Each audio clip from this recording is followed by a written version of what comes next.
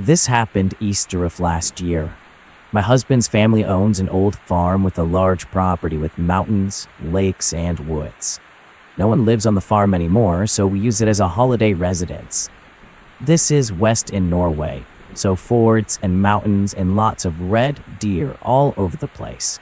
No neighbors, and no animals except wild ones.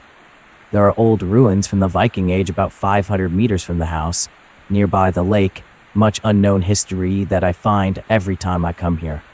But the forest on this property is incredibly eerie. I'm Norwegian, and my ex, the father of my kids, is Canadian. He's not much around anymore, and my daughter, who is 10, is very fond of horror movies. My son, 9, also likes a good scare.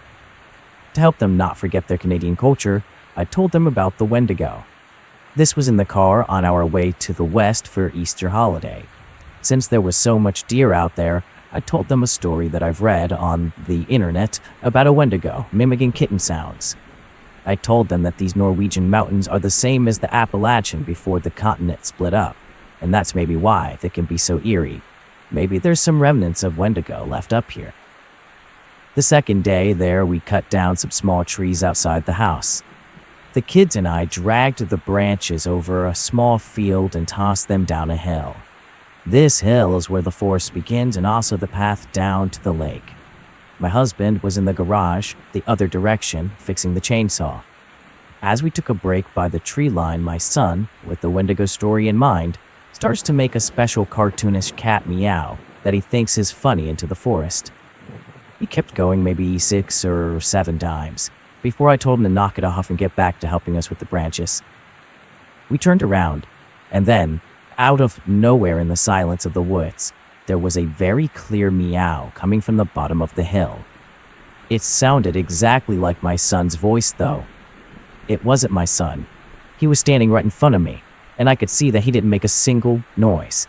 We shrugged it off as someone hiking and answering the meowing, and I didn't want to scare the kids too much, at least not for real, and didn't feel like I needed to remind them that it's private land and nobody except us would be here, because the only walkable path is through the garden and small field.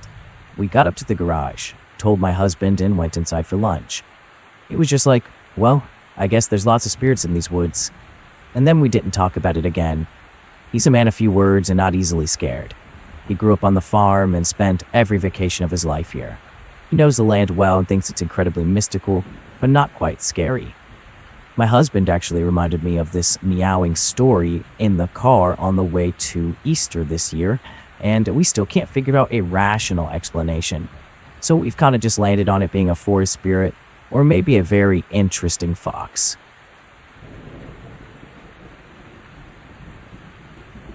I went camping with my wife and stepdaughter the other night near Laguna Mountain in California.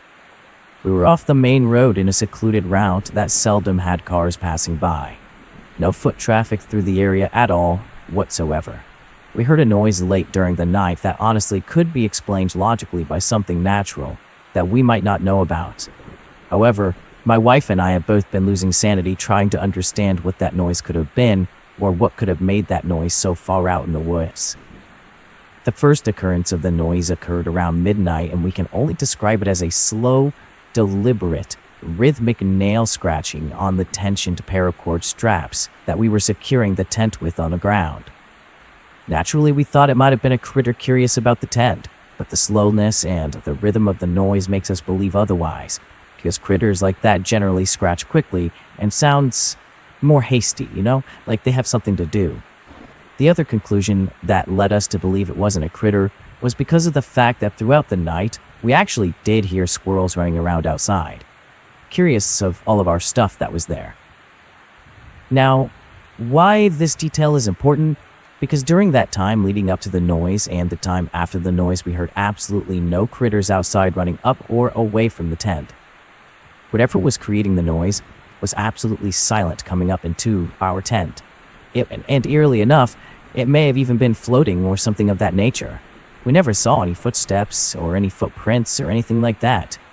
We did hear it again around 2 a.m. that same night, and during that specific episode, The noise seemed to have shifted from one corner of the tent to the other, closer to our heads, allowing us to even feel the vibration of the scratching reverberating throughout the floor of the tent.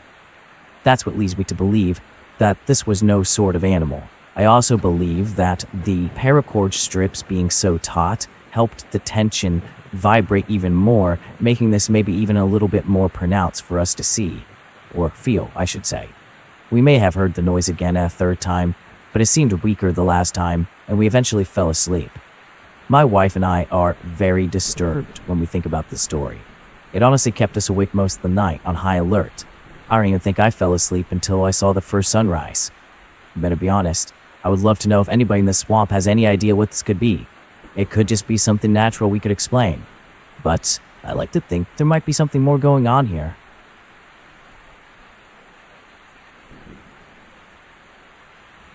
I'm a park ranger, but I'm intentionally leaving my name and the park's name out of this post. The names of all those involved have been changed as well. I needed to get this story out there, but could not rely on conventional avenues. That's why I'm posting it here. I could lose my job or much worse, but this story has to be told. I owe it to Catherine. I arrived at the ranger station like any other day. I was given my section of the park to patrol. Unfortunately, the park is massive, and my section usually includes half of it, so there isn't much chance for strolls on the trails. I hopped in my work vehicle, a 10-year-old 4x4, and headed down to see if anyone needed assistance. It didn't take long to find someone. At the first campground, a man couldn't get his camper started. A quick jump got him rolling along. Next was a couple needing directions, then an overturned canoe. I had only made it a few miles through the park at this point. I would have to move if I hoped to make an entire route today.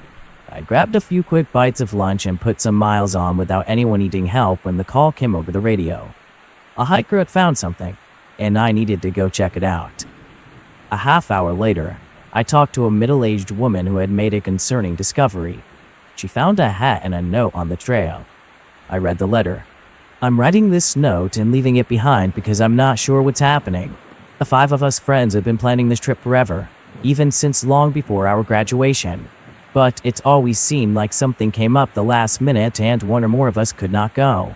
I was almost convinced that some outside force had been working against us for a while. We were cursed to not go camping together until we were too old to enjoy it. I could picture Devin now. He would still go even if he was too old to walk and suffer on the trail.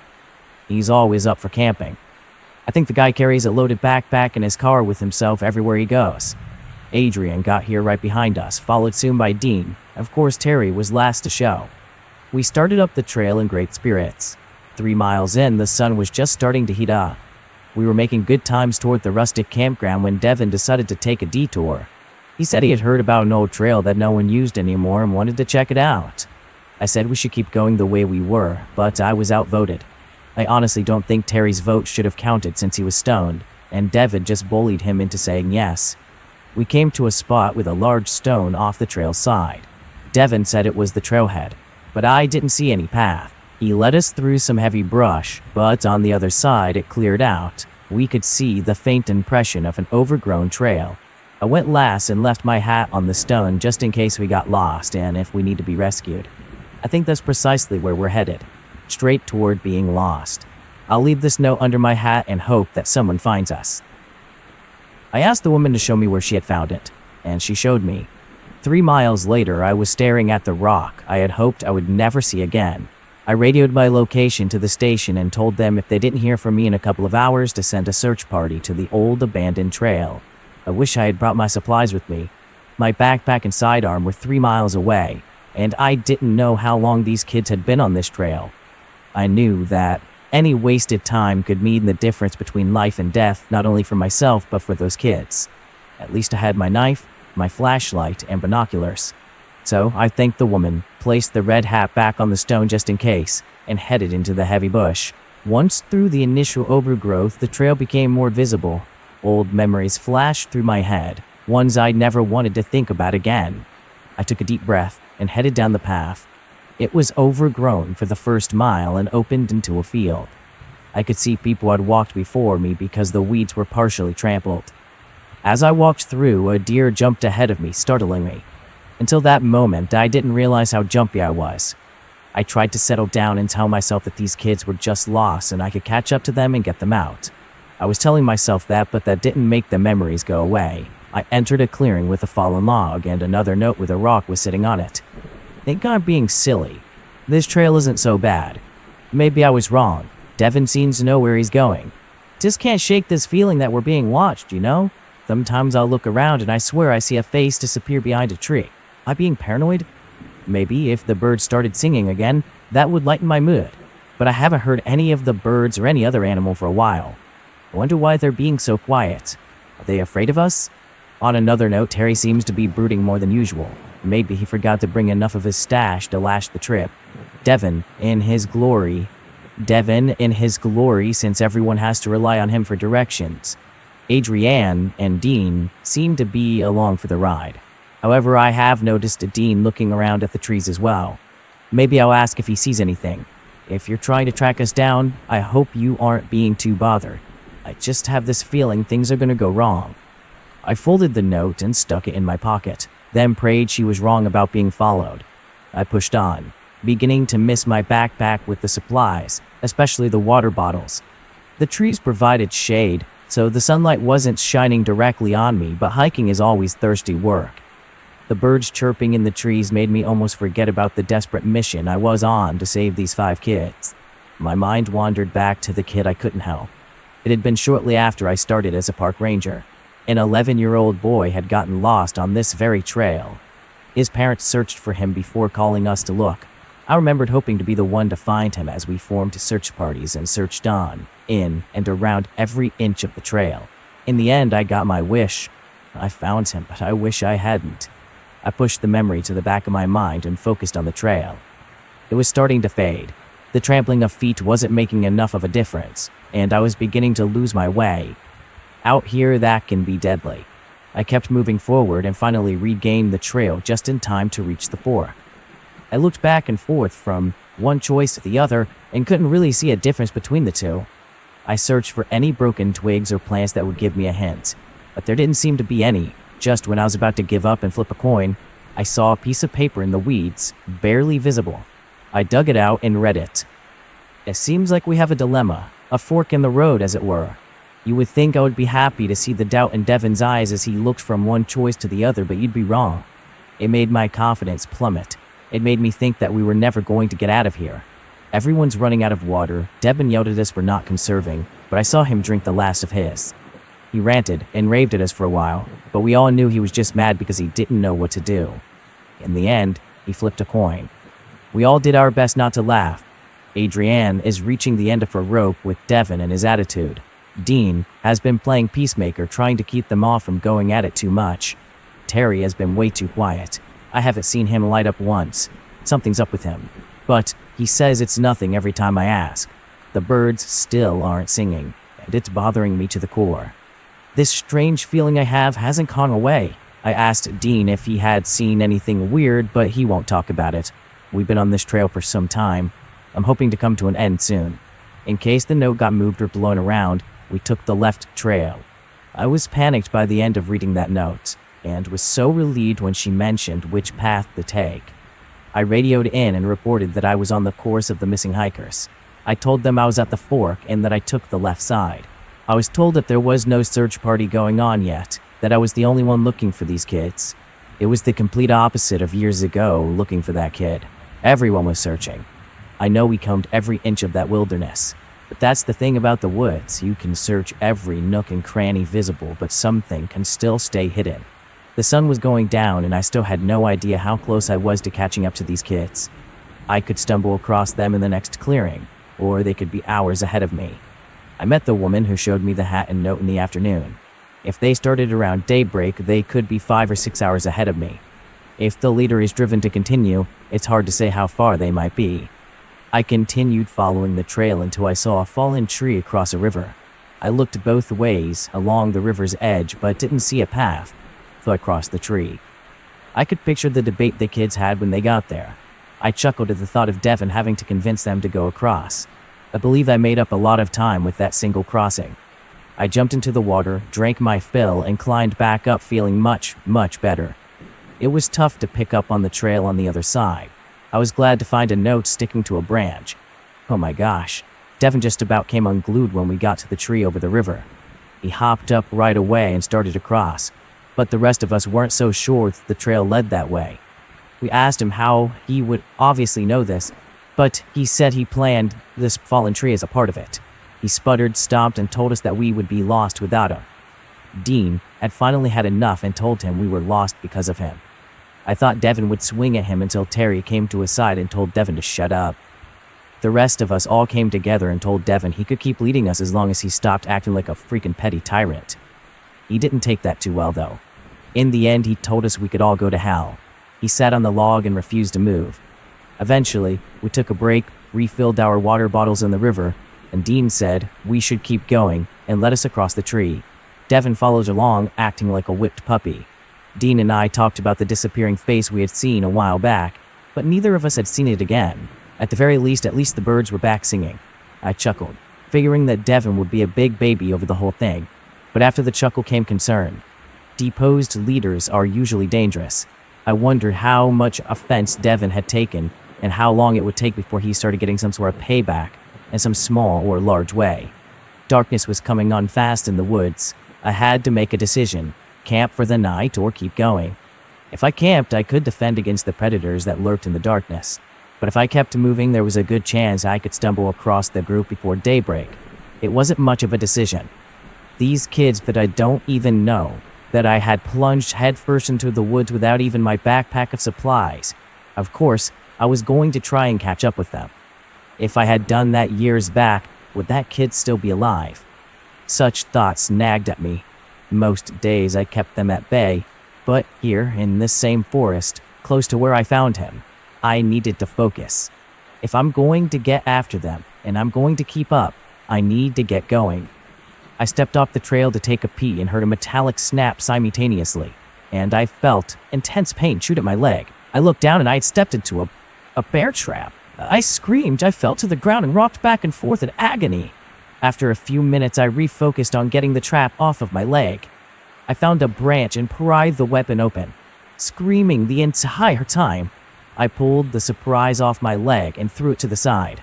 I didn't want to take my boot off, but I had to see the damage. It took every ounce of effort I could to muster enough to unlace that boot and pull it off. My leg was purple. I felt along the wound very gently, but there didn't seem to be any break. That didn't mean I wouldn't be limping for the next month, though. But it did mean I would buy this brand of boots for the rest of my life. Putting the boot back on took much more effort and screaming, but I knew I needed to keep going. I laced up the boot and found a sturdy branch to use as a crutch. I struggled to my feet and took my first few ginger steps. Once I got into the rhythm, it got more straightforward, but I couldn't walk as fast as I had been. Of course, when I was weakest, I heard footsteps in the trees close to me. I knew it had to be a predator, because it could probably sense how I was vulnerable and probably heard my screams of agony earlier. I leaned against a tree and held my crutch ready as a weapon. The footsteps came closer. They paused as if they knew I was ready, then slowly continued stalking me. They were deliberate but slow. Each step seemed measured as if it were waiting for the right moment to strike. I heard it right next to the tree I was hiding behind. I whipped around as best as I could and raised the crutch to strike. A deer was staring at me for a heartbeat and then turned and ran through the forest. I collapsed against the tree and slid down to the ground, allowing the adrenaline to bleed off. I don't remember falling asleep. I woke to sandpaper scratching the side of my face. I opened and a bear was beside me, licking my cheek. I freaked out, screamed, and rolled away from it. The bear wasn't ready for that reaction. It startled and ran away. I slowly but rapidly contained my breathing and looked around. It was dark. Thin shafts of moonlight beaming through the trees provided a little bit of light. I checked my watch and it was nearly 4 a.m. I rose slowly and gingerly on my injured ankle, took the small flashlight out of my pocket, and prayed it still worked. My prayers were answered when the beam shone brightly through the woods. I panned around, trying to get my bearings. After a moment, I found the trail and started hobbling toward it. The nightly noises were a comfort. At least if the crickets were chirping and the rest of the forest was singing its nightly tune, predators likely weren't around. I stumbled and fell, hitting my injured ankle against a rock. The pain overwhelmed me and I screamed. After a few minutes of recovery, I got up and continued at a slower pace, paying more attention to the ground. I'd chided myself for falling asleep and losing so much time. At least the trail was easy to follow. I continued through the night, hoping I wasn't too late. I started thinking about the boy I had failed to rescue and what would happen if I failed to save these kids too. I'm sure the Rangers department would say I did my best. I wasn't worried about them, it was me who I cared about. Would I be able to forgive myself for letting something happen again? My thoughts were interrupted when I stumbled into a clearing. Not just any clearing, there were remnants of a fire. There were impressions from tent pegs being pulled out of the ground. All around were the signs of a recent campsite, including a tent still set up entirely. I got so excited I nearly fell over my crutch, looking around for signs of anything. The tent was a mixed blessing. It was very ominous that it was still here while the others were gone, but I could find some supplies to take along for my search. The most important was food. I shoved some protein bars in my pocket while devouring some beef jerky. I also grabbed 2 water bottles from the pack. I stumbled across a note sitting under a rock beside the smoldering fire. Before I sat, I held my hand up to the fire. It was still warm, but the embers were nearly dead. It had been hours since this fire was first lit. I would have thought that I could catch up with them if I hadn't taken such an unintentional nap. There was nothing I could do but sit by the dying fire and read the note, hoping there was good news. We found this clearing and decided to camp. Everyone was tired from walking and the mood was somber because no one seemed to know where we were. We had been hiking in the forest before, but none of us had ever seen or heard of this trail. We set up our tents, started a fire, and then ate and sat around. No one felt like talking, so I tried to get the ball rolling by asking Terry why he was late. He hesitated, but at my prompting eventually told us that he had hit an animal with his car on the way here. I asked if it was a deer and he said no, it was much too big to be a deer. He said it was walking upright on 2 legs and was massive, like 8 feet tall massive, covered in brown hair. He swerved to miss it, but the strangest thing was it seemed to try to jump out in front of him. Like it wanted him to stop. We all listened with rapt intention. Just then, off in the distance, we heard a scream. We all froze. Devin started spouting off and yelling at Terry for trying to scare us, storming off. Dean tried to stop him, but he pushed him away and disappeared into the woods. The rest of us talked, trying to decide if we should look for him, but in the end, we figured we would just let him go and cool off. We heard a rustling off in the distance and a muffled cry a short while later. We huddled a little closer together and went on high alert. Our eyes darted back and forth as we searched the impenetrable wall of trees surrounding us, looking for any signs of a predator. Right then, the strangest thing happened. All the nightly noises stopped. The crickets, the squirrels, the owls, and every sound you usually hear in the forest at night ceased. It was unnerving. For a moment, I wondered if I hadn't gone deaf. Our eyes darted all around in the darkness. We all huddled closer to the fire. Dean pulled out his hunting knife. None of us said a word. It was like if we spoke, something terrible would happen. Somehow, whatever caused the noises to stop would find us if we spoke. Someone did say, though just not who we expected, "Are you here?" Came a deep, raspy voice that seemed to echo from everywhere. We all looked around and finally, a man, at least what I would like to call a man, stepped into the light. It was oversized, well over 6 feet tall, broad shoulders, and probably older than any of us combined. It was also wearing what looked like a park ranger's uniform. It looked old and shabby, like he had been wearing it for a long time. There were no name tags or park patches. At that point, we didn't care. We had been rescued. We clamored around him, saying how glad we were that they had found us. We told him about what was going on in the trail, and we weren't sure where we even were. The man listened, slowly saying, "You should be here." We all looked at each other, freaked out. I'm sure the others thought the same as me. It's no shit we shouldn't be here. We just told you that. He looked at us from one to another, as if he were sizing us up. I was starting to get a little uncomfortable with this silence. I thought he would offer to guide us back, but he didn't. He kept staring. I think everyone else was getting a little edgy when Dean asked if he could point us in the right direction. He looked at Dean as if deciding to answer him or not. "I encourage you," he said. "But first, you have the house rest." We all agreed that the day had been long and stressful. We decided to take his advice and turn it in. We offered him some food and water, but he refused, saying he wasn't hungry. We each went to our tents and laid down. Now, the one thing that just stayed on my mind was how weird his voice sounded. It sounded almost demonic, almost like something trying to pretend to be human. Before I settled in and finished this note, I popped my head back out of my tent to check on our guide.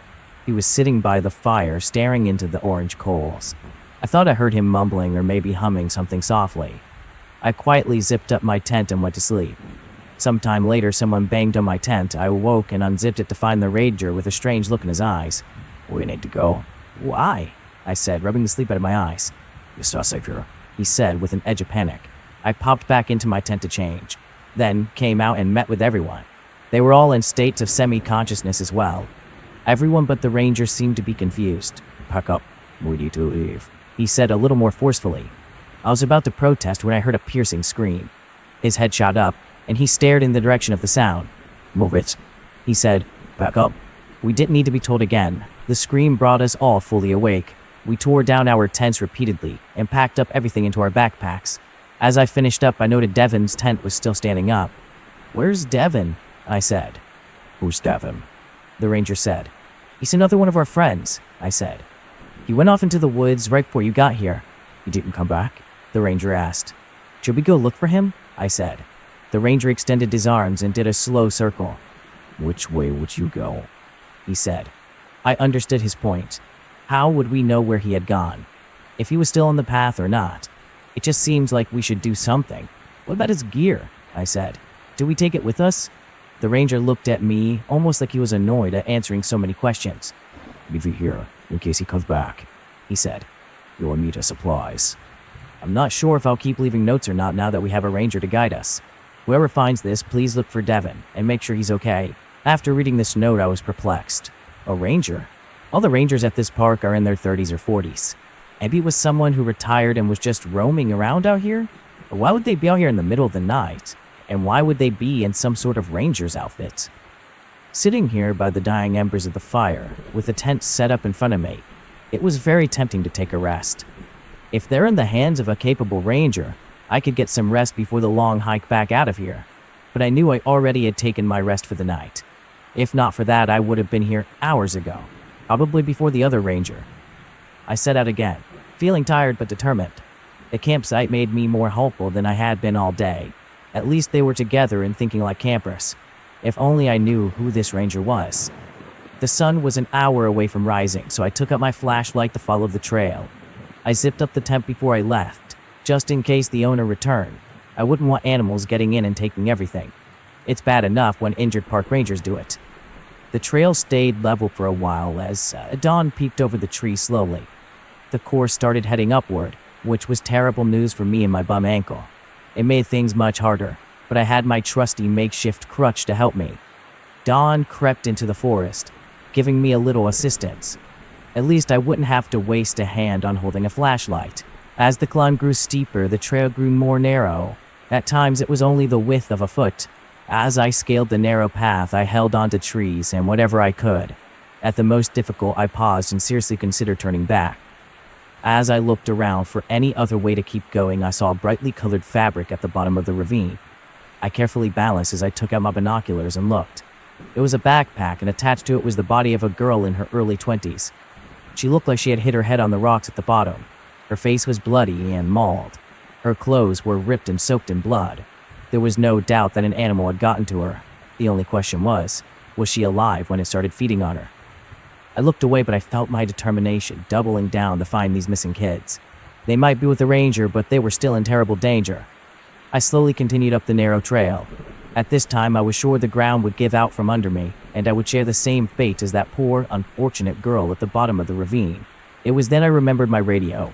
I tried to call in and report the location of the body, but the only response I got was static. I was determined to try again when I got to the top of the trail. It was yet another motivation to keep going, to be careful and to survive. It seemed like hours at a snail's pace, working my way up the side of the ravine.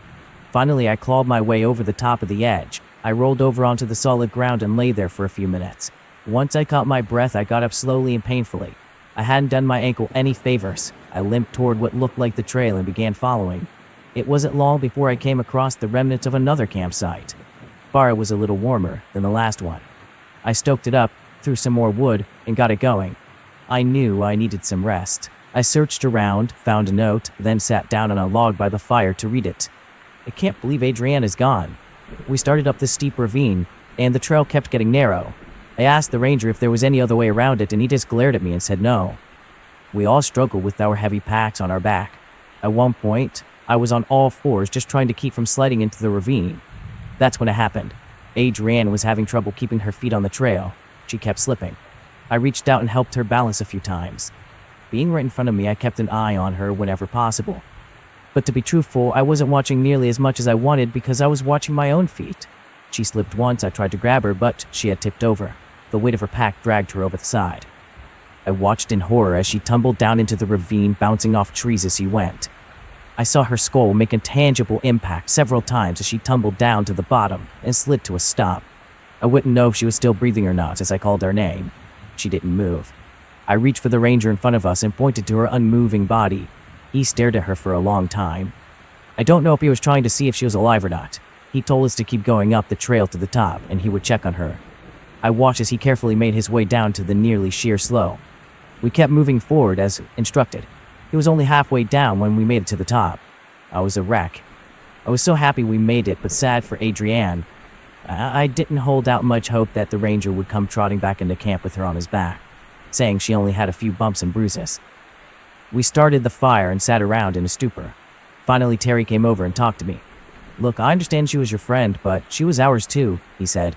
"We need to work together to get out of here, for them." "This is so stupid. It makes no sense," I said with the remnants of a smile. It was then the ranger reappeared. He sat by the fire and didn't say a word. There was something in his eyes. It wasn't sadness, but I don't know exactly what it was. We knew she wasn't coming back. We rested for some time, then started on the trail again. "If you're following us, I hope you're being careful. Stay safe." Well, this girl is something else. She wants me to be safe with all she's gone through. I hope I find her. I think she'd make a great park ranger personally. My guilty conscience jumped up on my back and yelled at me. How can you sit around and rest when that girl just lost her friend and needs your help? I knew it was right. I just didn't know why the other ranger was so careless. I struggled to get up, kick out the fire, and started after them. The daylight was dimming, but it only was 8 in the morning. I looked up and saw why. Storm clouds were overtaking the sky. Yet another reason I wished I had brought my backpack along. The raindrops hit like cold slaps in the face. Even though it was still September, out here in the mountains, the weather can change in a heartbeat. We weren't at the top of the hill, but in the middle was enough for the weather change to make me shiver. Now that we were out of the ravine, I tried my radio again, but it was still static. I knew there were some places where the radio inexplicably wouldn't work. I just hoped to escape the interference before it was far too late. The trail was clear in front of me, but that was little comfort when walking in open fields with no rain cover. All those trees I tromped through, and now in the rain, I have wide open spaces. I'd say someone doesn't like me. The rain didn't just pass like a spring shower. It poured so hard it became difficult to see even an inch in front of me. For a long time, I trudged through the rain. At times, it felt like I was walking in place. The mud was starting to cake on my boots, and then my salvation appeared. In front of me, on the trail, was a tent. I called out before I unzipped the tent and let myself in. I flopped to the beautiful dry floor, quickly turned and zipped the entrance back up. I breathed a sigh of relief, but a stench assaulted my nose as I did. I looked over at the sleeping bag. It was full. "I'm sorry to barge in like this, but I need to get out of the rain," I said. No response. I nudged the person in the bag. It tipped over to the side and rocked right back. That's when I noticed the splotches of red that had soaked through the bag. I didn't want to see, but I pulled the top of the sleeping bag away from the person's face. The bad part was that they no longer had a face. It had been ripped away, and the neck had been gouged out. There were large wounds on the body as well. I tried to feel for a pulse, but my fingers went straight into the neck muscles. I figured there was no pulse to feel.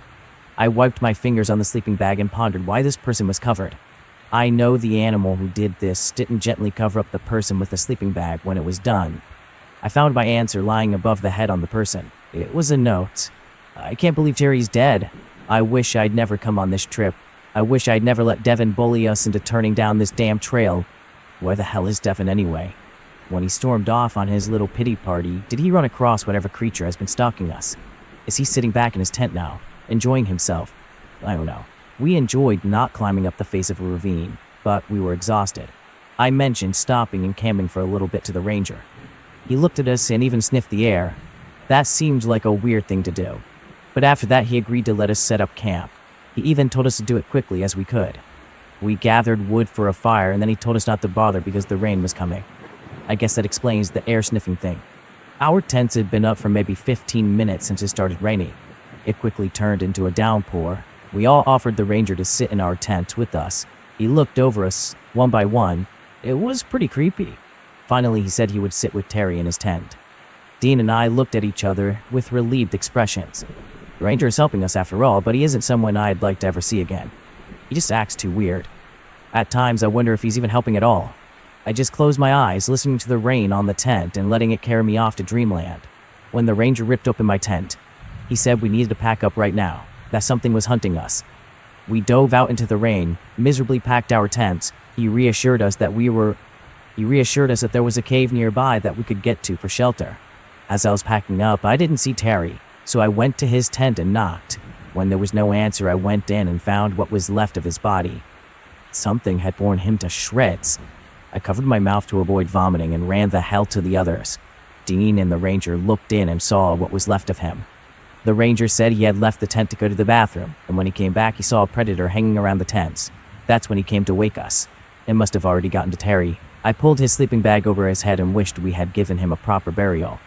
But the ranger said the animal might be back for the rest of us, so we quickly packed up and left. I barely had time to finish this note. Please help us. A cave? What kind of ranger is he? Doesn't he realize that this is most likely where some sort of large predator would call home? I thought for a moment about what cave they could be talking about. I haven't been on this trail for some 5 years, ever since I found the kid here. Then it hit me. We were very close to a place where we found the kid. Why would he take him there unless... I jumped up so quickly that I nearly fell on top of the body when I forgot that if I put too much weight on my injured ankle, I'm gonna collapse. I hobbled out of the tent and went as quickly as possible toward the place I swore I'd never see again. I approached the cave and my heart sank. 2 backpacks sat just inside the entrance. I pulled out my knife and flashlight, then cautiously peeked inside. I felt a change in the breeze and turned to find the ranger staring at me. I looked him up and down.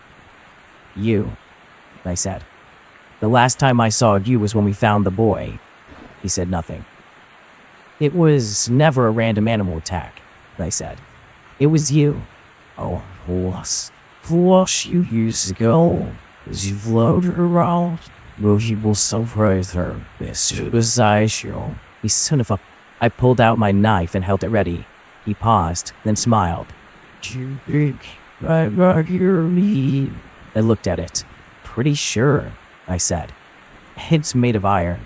His smile vanished. I pulled out a bottle of brown water. I made sure to grab some runoff from the rain storm, I said. It might not do as good as rust water, but let's find out. I opened the bottle and threw some water at him. He dodged it as though it was acid. At the same time, I swung with the knife. He escaped it with ease.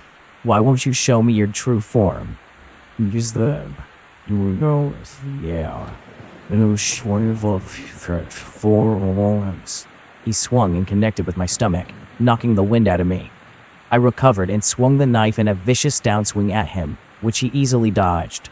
I kept moving forward, stabbing and slashing at him, not giving them any chance to think or rest. I couldn't get close enough to connect. He was somehow way too fast. If I hadn't been injured, I probably would have been able to close the distance between me and this thing. This thing is something I've only read about in lore before, but never thought was actually real. Unfortunately, I forgot about my injured ankle in the heat of the moment. I stepped forward on my good leg and faltered when I tried to put weight on the injured one. Instead of burying the knife in his heart, it went right through his left thigh. He screamed in pain and ran out of the cave. I took out my flashlight and started toward the back of the cave. There, I found a mutilated body next to a pile of bones. There was a note in her hand. I sat down, took it, and read. I can't believe how stupid I was not to see this much sooner. All the time guiding us was just a ploy. He never wanted to help us. He never cared about any of us or our safety. I need to write this quickly before he comes back. The ranger led us here and told us to wait here and that we'd be safe in the cave. He left us alone.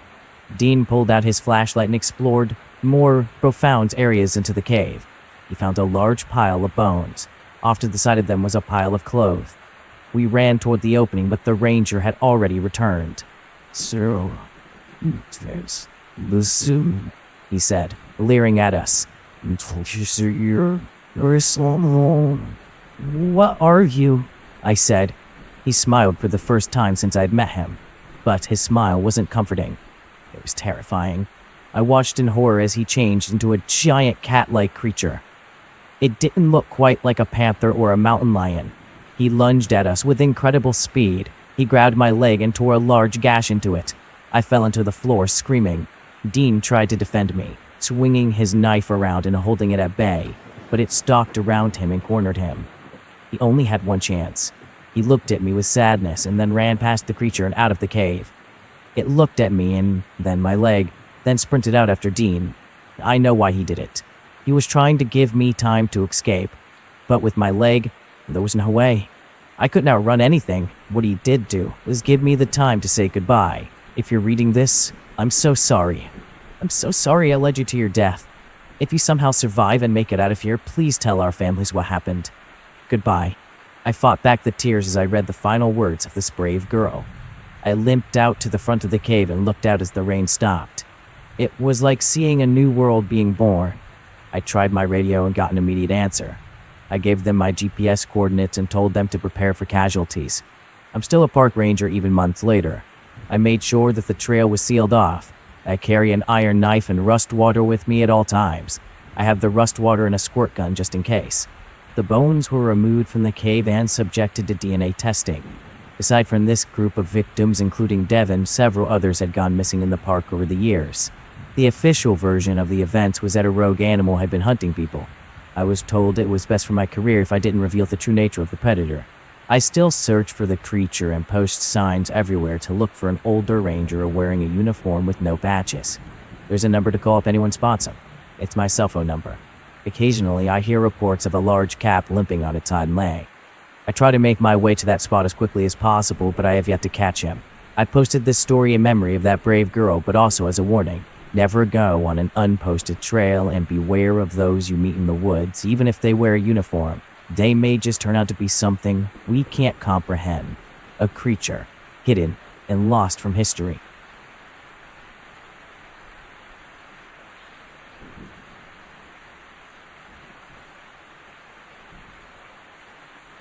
I live in Manchester, England. We have some nice woodland trails around here, but there are no Yosemite parks or Appalachian trails. They are a series of woodland walks with paths leading off into the woods, open fields, and reservoirs. It's nice for daytime strolls with your dog, but very creepy at night. One tea time, I decided to have a stroll to the reservoir to clear my head after work. The trails were empty this day, and it was eerily quiet. As I walked along, I heard a stifled laugh behind me. I spun around, but nobody was there. Now, we don't really have bears in Manchester, so there was no chance of a grizzly jumping out at me or something. But a strange growling noise began to come from the bushes. I turned around again, and out of the shrubs on his back, propelling himself over the path into the opposite bushes, was a skinny, disheveled-looking middle-aged man. He was growling like an animal, with a contorted face and wriggling arms. He was slowly making his way across the path on his back like a snake. I couldn't even scream, I was just absolutely scared. It was so surreal. As soon as he hit the opposite side of the path, I sprinted off, back into the direction I had come, heading for home. I heard a squeal, looked behind me, and he was now crawling on all fours like an animal, following me. I've never run as fast in my life till I got to the trail end and back onto the car park and road. I looked back, and he was still there. He was pawing at the ground with one hand and staring at me. I continued to run. Later that night, I asked my husband and my son to check out the trail to see if he was still there. He wasn't. That's the last time I did the Black Leech Trail alone. I don't know what that guy was doing, what his intentions were, and I don't really want to know.